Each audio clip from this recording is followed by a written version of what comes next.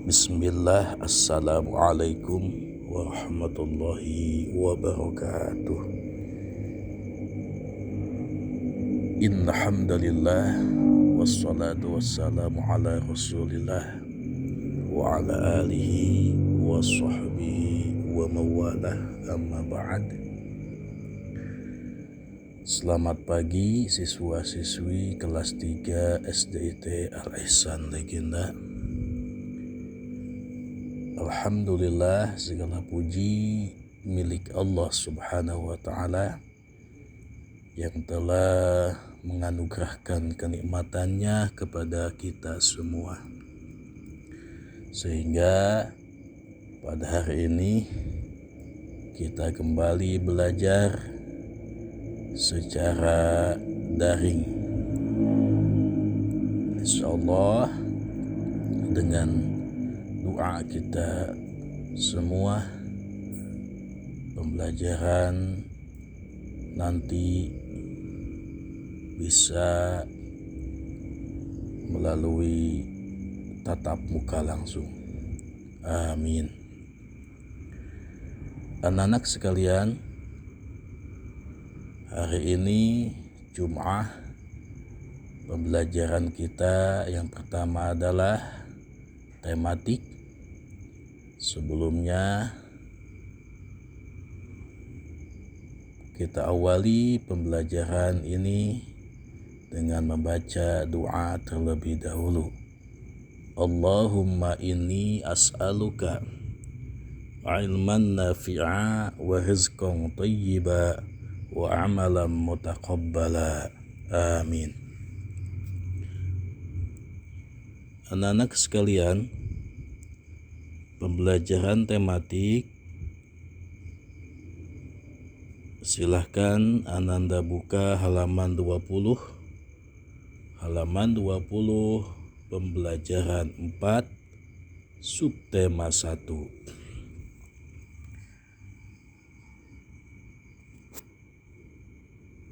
Pada pembelajaran 4 ini diawali dengan muatan mata pelajaran PPKN. Anda simak bacaan tentang makna pada Garuda Pancasila. Pak Hadi akan bacakan bacaannya.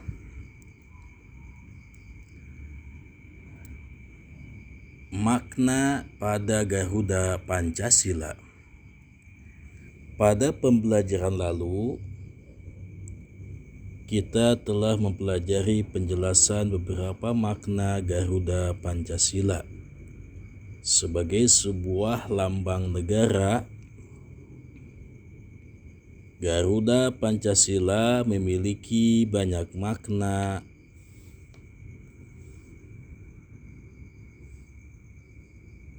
Makna tersebut menjelaskan identitas bangsa Indonesia. Anak-anak sekalian, perlu kita ketahui pada lambang negara kita, yaitu burung Garuda, itu terdapat bulu-bulu yang ada pada burung Garuda tersebut. Jumlah helai bulu Garuda Pancasila memiliki makna atau menjelaskan tanggal proklamasi kemerdekaan Indonesia. Mari kita perhatikan gambar burung Garuda ini. Diawali dengan jumlah helai bulu yang tertera di bulu leher ya. Kita dari atas dulu. Nah ini ya. Nah ini bulu leher yang ada pada burung Garuda sebagai lambang negara kita. jumlah helai yang terdapat pada leher burung Garuda adalah, nah di sini sudah ada panahnya, yaitu 45. Yang artinya jumlah helai leher 45 ini melambangkan tahun kemerdekaan kita. Bahwasanya kita merdeka dari penjajahan itu pada tahun 45. Ya, 45. Sesuai dengan jumlah helai bulu yang ada pada leher burung Garuda. Lalu selanjutnya jumlah helai yang ada pada sayap, ya, jumlah helai bulu yang ada pada sayap. Nah ini ya, sayap kanan dan sayap kiri. Nah, jumlah helainya itu ada 17. Boleh Ananda dihitung ya. Nah, 17 menandakan bahwa 17 ini merupakan tanggal kemerdekaan bangsa Indonesia. 17 itu artinya tanggal kemerdekaan Indonesia. Lalu selanjutnya kita ke bawah. Nah ini ya, ini adalah jumlah helai bulu pangkal leher ya. Nah ini pangkal leher. Jumlahnya adalah 19. Artinya 19 ini merupakan tahun kemerdekaan Indonesia. Bila digabungkan dengan jumlah helai bulu leher, berarti tahun kemerdekaan kita 1945. 19-nya jumlah helai bulu pangkal leher, 45-nya jumlah helai bulu leher. Lalu selanjutnya yang terakhir adalah yang ini. Ya, ini adalah helai bulu pada ekor ya. Helai bulu pada ekor. Jumlahnya berapa? Jumlahnya adalah 8. Menandakan 8 ini merupakan bulan kemerdekaan bangsa Indonesia. Bulan apa? Urutan tahun Masehi yang ke-8? Iya, bulan Agustus. Jika diurutkan, nah, silakan di bawahnya, bacaan di bawahnya, maka kita akan mendapatkan kumpulan angka 17, strip 8, strip 19, strip 45. Urutan tersebut menunjukkan tanggal 17 Agustus 1945 merupakan hari kemerdekaan Republik Indonesia. Warna-warna pada Garuda Pancasila juga memiliki makna.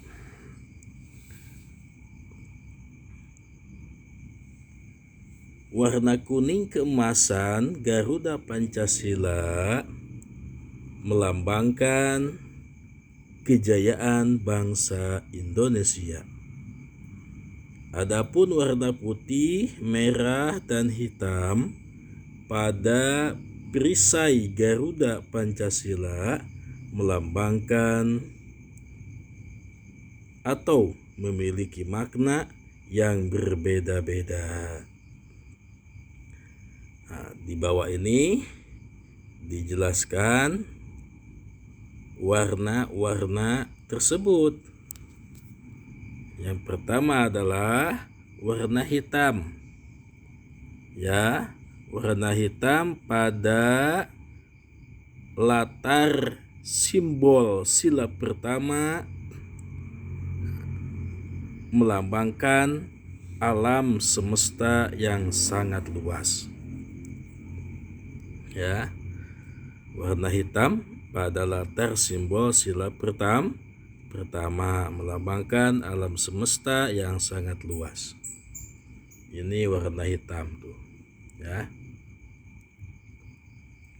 Lalu selanjutnya halaman 21, warna putih pada latar simbol sila ketiga dan kelima memiliki makna kesucian, kebenaran, dan kemurnian.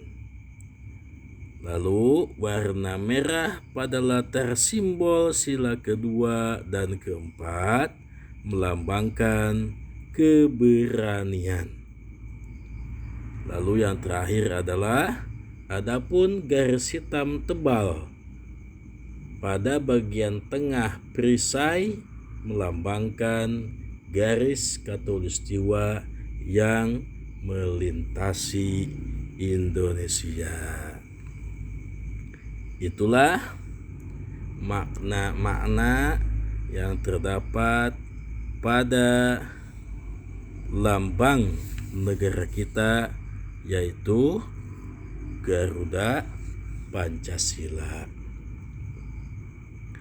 yang tentunya memiliki beberapa sila, yaitu 5 sila Pancasila. Ya, sila pertama ketuhanan yang Maha Esa. Ya, sila kedua kemanusiaan yang adil dan beradab. Persatuan Indonesia. Lalu kerakyatan yang dipimpin oleh hikmah, kebijaksanaan dalam permusyawaratan perwakilan. Yang kelima, keadilan sosial bagi seluruh rakyat Indonesia. Sila kelima memiliki lambang masing-masing. Ya, memiliki lambang masing-masing. Ketuhanan yang Maha Esa tentunya dilambangkan oleh warna hitam pada latar simbol, yaitu ini ya. Nah, simbolnya adalah bintang. Lalu sila kedua dilambangkan oleh warna putih pada latar simbol kedua.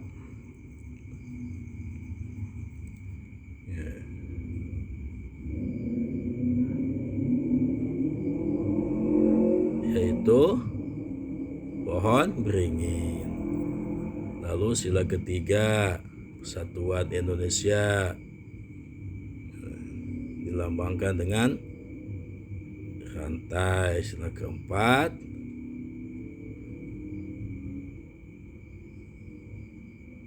sampai sila kelima memiliki lambang masing-masing.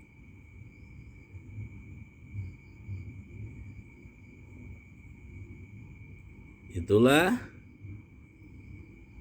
makna-makna yang terdapat pada burung Garuda Pancasila beserta lambang-lambangnya. Anda bisa lihat di sini lambangnya, dan tentunya Anda pun sudah memahami dan sudah mengetahui setiap lambang sila Pancasila. Selanjutnya, setiap bagian Garuda Pancasila memiliki makna yang menjelaskan identitas bangsa Indonesia. Oleh karena itu, sudah sepantasnya kita bangga dengan Garuda Pancasila. Bangga dengan lambang negara merupakan bagian dari sikap bangga berbangsa dan negara Indonesia. Namun, sikap bangga tidaklah cukup. Kita juga harus menunjukkan sikap mencintai bangsa dan negara Indonesia. Salah satu contoh tindakannya adalah dengan berprestasi pada bidang yang kita kuasai. Sikap-sikap di atas adalah sikap seorang patriot, yaitu orang yang mencintai dan membela tanah airnya. Seorang patriot juga berjiwa satria yang gagah berani serta selalu membela kebenaran dan keadilan. Jiwa patriot dan satria selalu ditanamkan dalam diri pramuka. Pada setiap tingkatan terdapat kode kehormatan yang mengajarkan pramuka untuk melaksanakan kewajiban kepada negara serta berbuat kebaikan. Itulah materi muatan mata pelajaran PPKN. Lalu kode-kode apa yang terdapat pada pramuka? Ya, tentunya yang menjadi kode kehormatan. Silakan Ananda baca halaman 23. Di halaman 23 tersebut ada kode kehormatan pramuka siaga.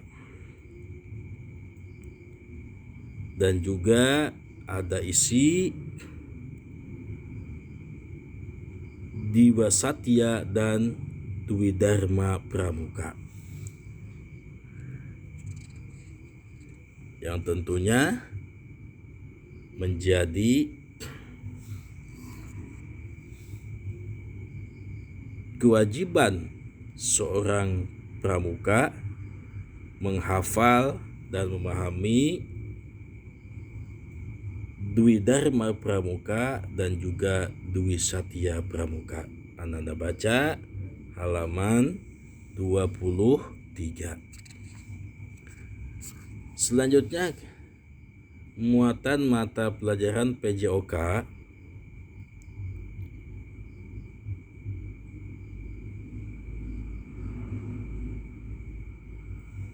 Kemarin kita sudah mempraktekkan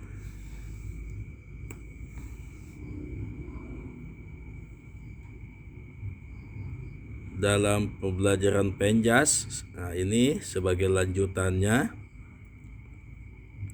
yaitu berlatih mengangkat tubuh, ya,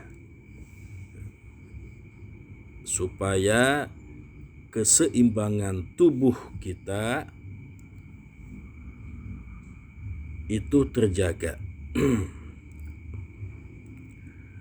Gerakan mengangkat tubuh dan menjaga keseimbangan memang membutuhkan kesabaran dan ketekunan untuk melakukannya.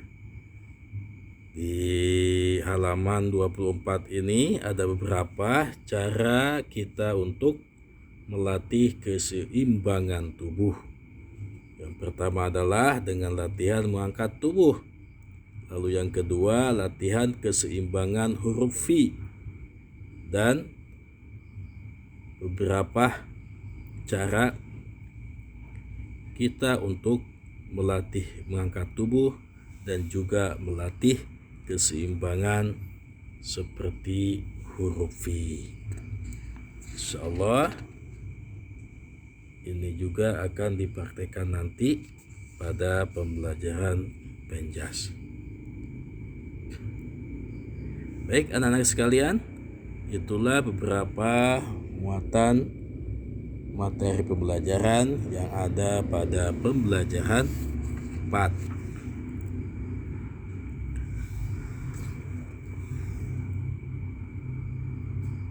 Untuk selanjutnya kita lanjut ke pembelajaran 5 ya. Kita lanjut ke pembelajaran 5 yang ada pada subtema 1. Sebuah bacaan kembali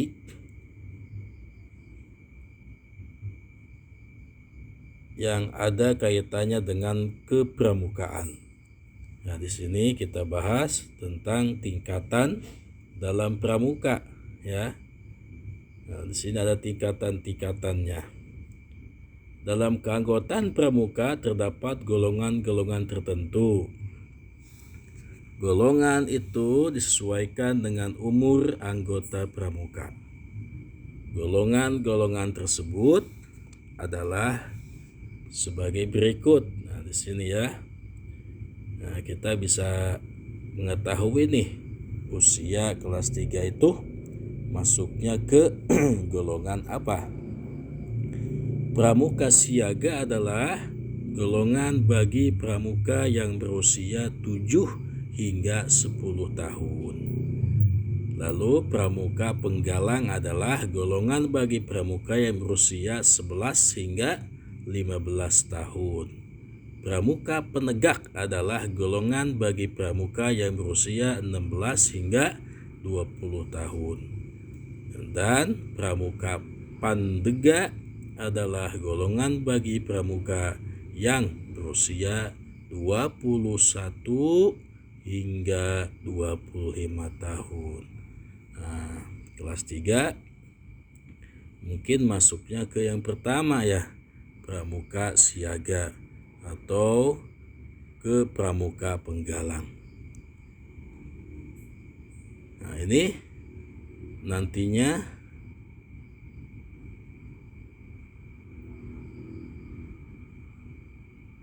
melalui tes ya. Melalui tesnya tes wawancara, tes kecakapan ya. Sehingga nanti kita bisa mempunyai tanda ya, mempunyai tanda.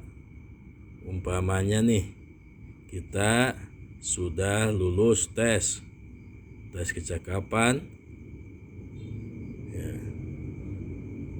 ataupun tes wawancara, sudah hafal dasar pramuka dan lain-lainnya ya. Di situ nanti kita bisa memiliki gelar, kalau kata gelar tuh ya, memiliki tanda pramuka. Nah, di sini ada beberapa tandanya nih, ada 1, 2, 3, 4, 5. Nah, ada 5 tanda pramuka. Nah, Anda bisa lihat di sini ya, di halaman 26. Nah, kita lanjut ke halaman berikutnya, halaman 28. Ini masih ada kaitannya dengan kepramukaan. Nah, ini tentang jambore nasional ya. Jambore nasional, insya Allah nanti kalau kita ikut serta kepramukaan dan terus mengikuti kegiatan kepramukaan, mungkin saja kita mengikuti jambore nasional, yaitu pementasan kesenian daerah ya, ataupun keahlian kita dalam bidang kepramukaan. Anggota pramuka menjunjung tinggi kebersamaan dalam melakukan kegiatan. Dengan kebersamaan, pramuka akan menjadi kuat Sebaliknya, tanpa kebersamaan, pramuka akan mudah diadu domba sehingga menjadi lemah. Di Indonesia, seluruh anggota pramuka berasal dari daerah, suku bangsa, dan keyakinan yang berbeda-beda. Keberagaman ini tidak boleh menjadi penghalang bagi kebersamaan antar anggota. Untuk memupuk kebersamaan diadakanlah Jambore Nasional atau Jamnas. Jamnas dilaksanakan setiap 5 tahun dengan peserta dari seluruh Indonesia. Jamnas itu adalah pertemuan pramuka penggalang seluruh Indonesia dalam bentuk perkemahan besar, ya. Jadi kumpul semua tuh se-Indonesia dengan berbagai macam kegiatan dan perlombaan. Itu teks bacaan yang ada di halaman 28. Selanjutnya muatan mata pelajaran matematika, ya. Anda bisa lihat di halaman 30. Lanjutan pembahasan di pembelajaran sebelumnya, yaitu tentang sudut, ya. Sudut. Di sini untuk mengetahui dan memudahkan kita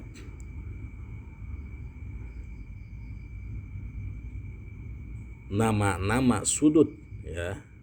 Di sini ada caranya. Mari kita bahas tentang sudut dan nama-nama sudut tersebut. Sudut ada 3 jenis, ya, yaitu sudut siku-siku, sudut lancip, dan sudut tumpul. Cara mengenali setiap sudut, baik sudut siku-siku, sudut lancip, maupun sudut tumpul, beberapa pembahasan di bawah ini sehingga kita bisa mengetahui sudut tersebut. Yang pertama adalah siapkan selembar kertas. Lalu lipatlah kertas menurut garis mendatar dan garis tegak seperti contoh di sini.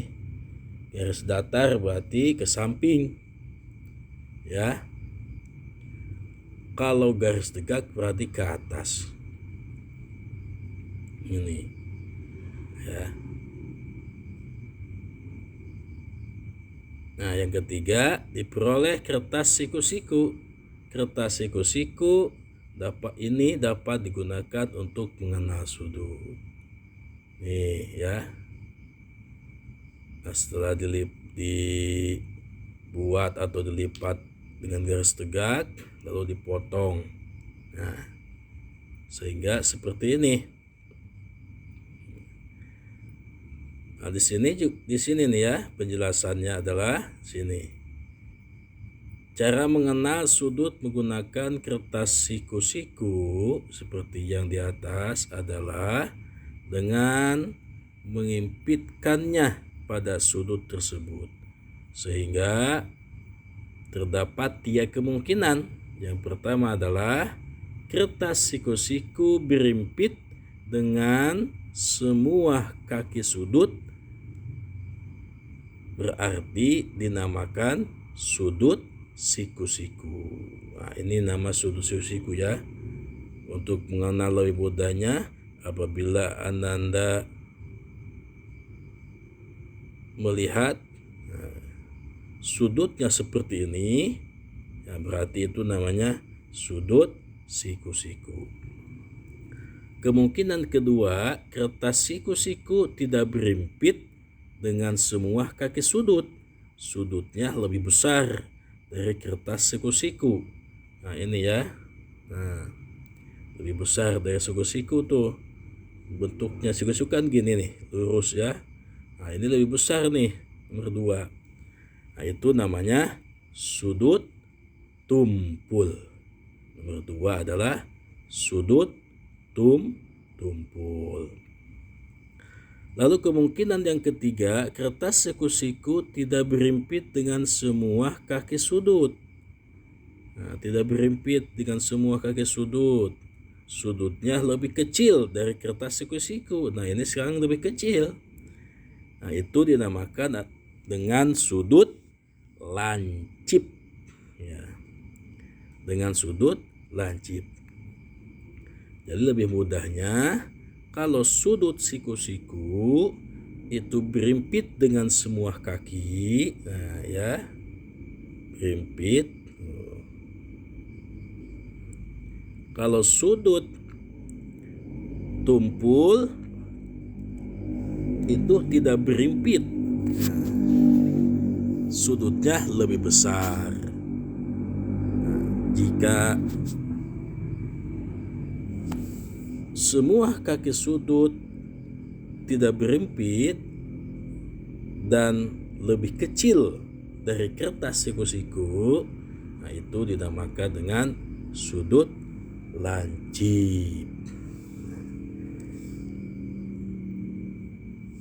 Bisa dipahami tentang nama-nama sudut ya. Jadi untuk lebih memudahkannya, kita lihat gambar saja ya.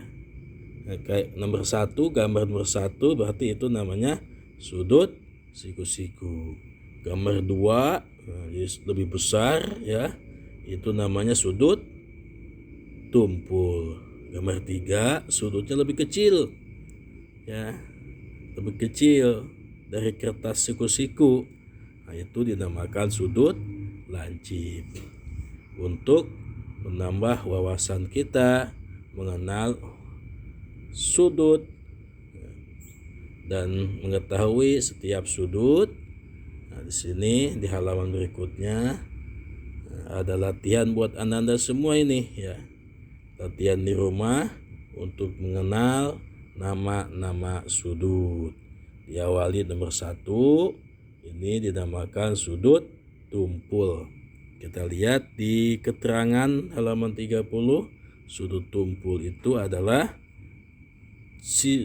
kertas siku-sikunya tidak berimpit dengan semua kaki. Sudutnya itu lebih besar ya, sudutnya lebih besar dari kertas siku lebih besar tuh ya. Nah itu namanya sudut tumpul. Lalu nomor 2 nih termasuk sudut apa nih ya? Nah bisa Anda lihat di penjelasan halaman 30. Baik, ini sebagai latihan di rumah saja, namun tidak dikumpulkan. Insya Allah nanti kita ketemu di Meet ya pada hari Senin. Kita bahas ulang tentang lambang negara kita dan juga tentang nama-nama sudut. Baik anak-anak sekalian, itulah materi tematik hari ini.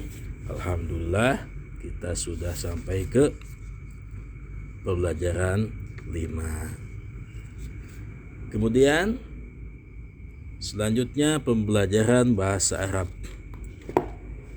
Silakan Anda buka halaman 93.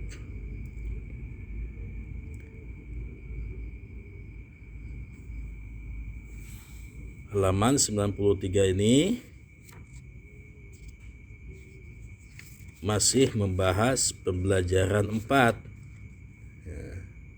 Pembelajaran 4 yaitu tentang percakapan antara Mahmud dan Muhammad, yaitu yang ada kaitannya dengan masjid. Nah, di sini sebuah bacaan tentang masjid. Paha dibacakan bahasa Arabnya, lalu paha diterjemahkan bahasa Arabnya. Anda simak dan tulis terjemahannya. Ilal masjid. Ilal masjid. Ke masjid. Ke masjid. Yasma'u Ahmadul azana lis-shalah. Yasma'u Ahmadul azana lis-shalah. Yasma'u mendengar, Ahmad al-azana azan, lis-sholati untuk sholat. Itu arti perkata. Lalu kita artikan dengan arti yang berurutan, ya. Jadi artinya adalah Ahmad mendengar suara azan untuk sholat. Ahmad mendengar suara azan untuk sholat. Summa yadhabu ilal masjidi. Summa yadhabu ilal masjidi. Summa kemudian, yadhabu ia pergi, ila ke, al masjidi masjid. Kemudian ia pergi ke masjid. Kemudian ia pergi ke masjid. Al masjidu kabirun jiddan. Al masjidu masjid itu kabirun besar, jiddan sangat. Al masjidu kabirun jiddan. Masjid itu sangat besar. Masjid itu sangat besar. Yatawaddau Ahmadu qabla sholati. Yatawaddau Ahmadu qabla sholati. Yatawaddau ia berwudu, Ahmadu Ahmad, qabla sebelum, as-sholati sholat.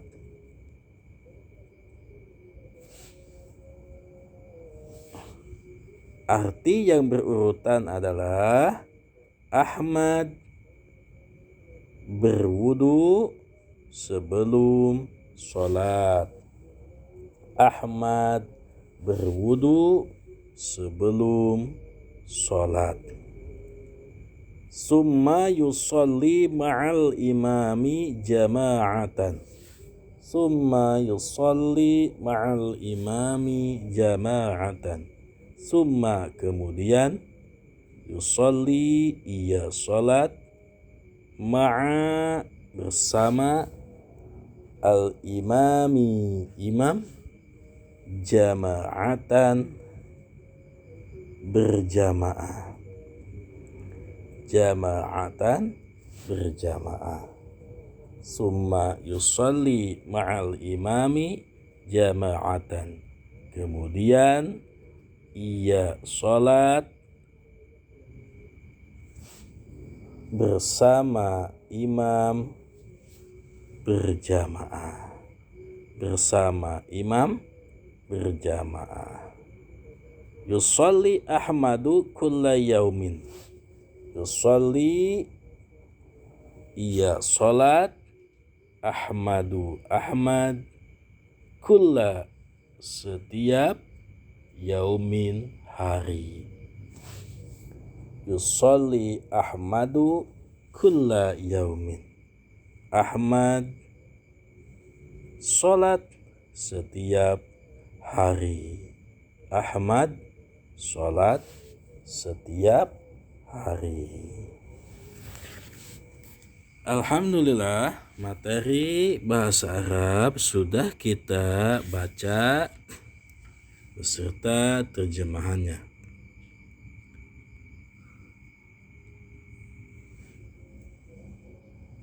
Inti daripada bacaan ini bahwa seorang anak yang namanya Ahmad itu termasuk waladun salihun atau waladun mujtahidun.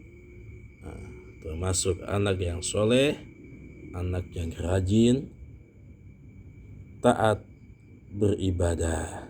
Sehingga ketika Ahmad mendengar suara azan, ia lekas untuk pergi ke masjid melaksanakan sholat berjamaah bersama imam. Dan Ahmad selalu melaksanakan sholat setiap hari atau setiap waktu. Ketika Ahmad dalam rumah, ketika Ahmad dalam perjalanan pun selalu melaksanakan sholat. Itulah salah satu contoh anak yang rajin ibadah sehingga menjadi anak yang soleh, menjadi anak kebanggaan untuk kedua orang tuanya. Mudah-mudahan anak dan semua mencontoh bacaan yang ada pada pembelajaran bahasa Arab ini, sehingga kita selalu melaksanakan sholat tepat waktu atau di awal waktu, ya, apalagi di bulan Ramadan ini. Pahalanya yang tidak terhingga, sehingga hanya Allah yang mengetahui sebesar apa pahala kebaikan yang kita lakukan di bulan suci Ramadan ini. Ramadan adalah bulan umatku, kata Nabi, ya. Puasanya, tidurnya, dan lain-lainnya itu menjadi ibadah di bulan suci Ramadan. Mudah-mudahan kita selalu diberi kekuatan dan kesehatan untuk menjalankan ibadah saum ini. Baik anak-anak sekalian, itulah materi bahasa Arab hari ini. Untuk tugas hari ini adalah pelajaran bahasa Arab saja, yakni Ananda tulis terjemahan bacaan tadi di buku bahasa Arab masing-masing. Sekali lagi, untuk tugas hari ini adalah mengartikan atau menulis arti bacaan ilal masjid pada buku masing-masing. Baik, sekian pembelajaran hari ini. Mudah-mudahan dapat dipahami. Jika ada yang belum paham, silakan bertanya ke Pak Hadi. Mudah-mudahan bermanfaat bagi kita semua. Tetap semangat walaupun dalam keadaan puasa, dan jadilah anak yang senantiasa membanggakan kedua orang tuanya. Kita akhiri pembelajaran ini dengan membaca doa kafaratul majlis. Subhanakallahumma wa bihamdika asyhadu an la ilaha illa anta astaghfiruka wa atubu ilaik. Wassalamualaikum warahmatullahi wabarakatuh.